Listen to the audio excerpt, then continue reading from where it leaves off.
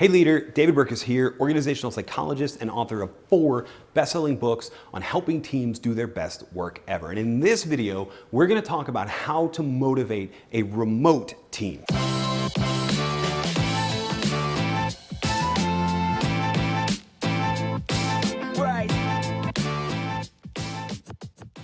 Look, motivation is tricky for co-located teams. It's hard for many team managers to find a way that motivates each individual and also can be used as a way to motivate the team as a whole. But co-located teams have a lot of advantages. When you're seeing each other day to day, you get a better picture at what's going on behind the scenes in someone's mind and what you could latch onto to inspire and motivate them. And in a remote team, that's a whole lot harder. There's a lot of barriers to, well, a lot of things on remote teams.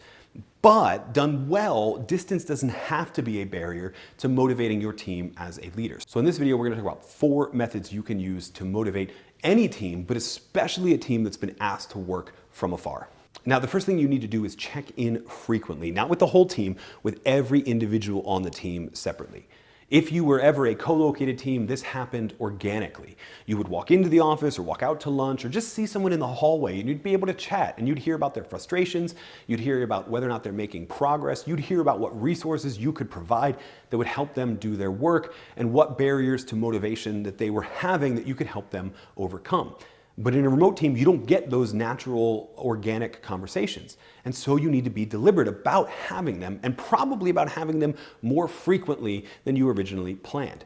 Now, frequently doesn't mean every day. It might mean every day, but frequently means finding the pace, finding the rhythm, finding the right number of check-ins per person that will help you keep track of their progress, but also what you can do to keep them feeling a sense of progress and give them what they need to pursue their work. Check-in frequently means different things to different people. Some people might want to talk every single day. Some people might want to talk on Monday morning and on Friday afternoon. Some people might only want to check in on Friday afternoon. But if you don't make an effort to start reaching out frequently and consistently, you'll never discover that pace. It's better to double down on check-ins and then ease back up than to make people feel like they're out in the wild with no one there to support them. A surefire way to demotivate your team is to make them feel alone. So if you're checking in more frequently, you let them know that they are not out in the cold, at least not out in the cold alone. The next thing you need to do is build connections deliberately. Again, in a co-located team, these sort of things happen organically. People chit-chat before or after a meeting, or people bring little symbols of their favorite sports team or some of their favorite hobbies, and you learn a little bit about the person. Maybe if it's just pictures on their desk, you learn a little bit more about the person, and that lets you develop a friendship that not only makes the team bonded and more collaborative, but also actually increases motivation because now you're tapping into pro-social motivation. The motivation to work harder because you don't want to let your friends down. The motivation to work harder because you can see the way that it helps your friends. But that doesn't necessarily happen organically on a remote team. You need to find ways to deliberately encourage people to share a little bit more about themselves. You don't have to get too personal, but what you want is for people to feel free to have non-work conversations at certain times so that other people can learn about each other and learn what they have in common and develop friendships from there.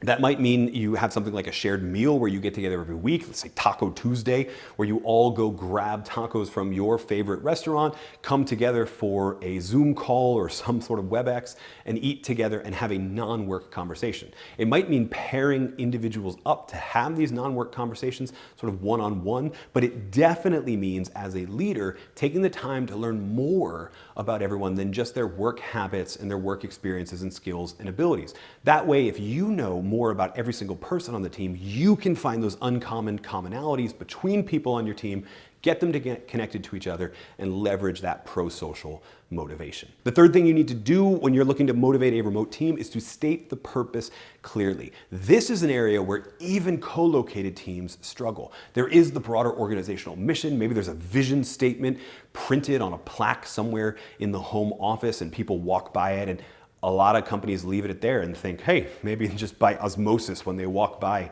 they'll get that sense of mission in their work. But even in a co-located team, it actually takes a team leader to take the time to help the whole team internalize that sense of mission. And a remote team is no different. In fact, a remote team might be a little bit harder than even in a co-located team because you're not talking to people every day. It's a whole lot easier for people to just communicate the work that they're doing, the expectations, the timelines, the KPIs, all of that stuff, and lose the why behind all of those what's and how's and when's.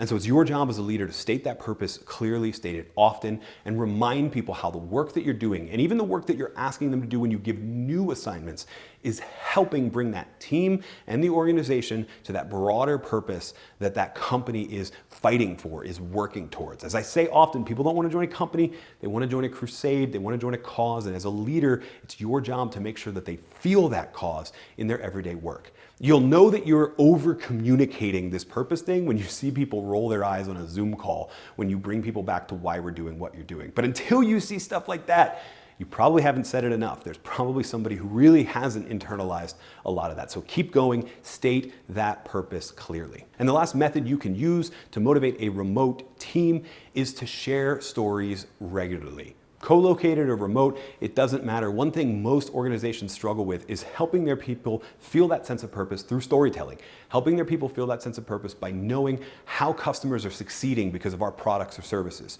or by knowing how their work helped this other team and as a result, everybody won.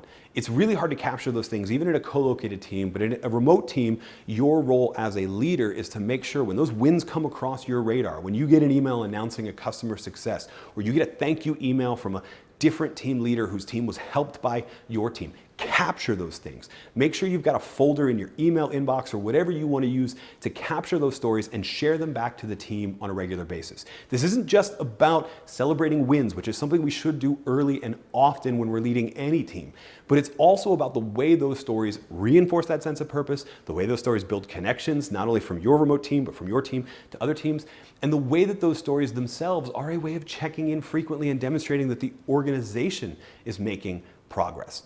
All of those things add up to a way to motivate people that we've known about for millennia. Storytelling is a powerful force to help people feel inspired and to give people a shared language to talk about the why behind their work. But they might not see those stories every day. If you're seeing them, it's your job to capture those stories and share them back regularly. This isn't an exhaustive list of the ways you can motivate a remote team, but it's a great place to get started. Get started checking in frequently. Get started building connections deliberately. Get started by stating the purpose clearly. And get started by sharing stories regularly. No matter where you start on any of these 4 methods, or if you use all 4 at once, you'll find that distance becomes less and less of a barrier in motivating your team. And you'll find that all of those things that used to happen organically now happen more powerfully because they happen more systematically. So make a commitment to get started on these 4 methods, and you'll find that your team's motivation goes to a level that you didn't even remotely dream was possible. Hey, thanks so much for watching this video. If you liked it, make sure you're subscribed to the channel. And if you really liked it and you want to go deeper, then check out the resources we have for you and your team at davidburkus.com/resources. Guaranteed there's something in there that'll help you do your best work ever.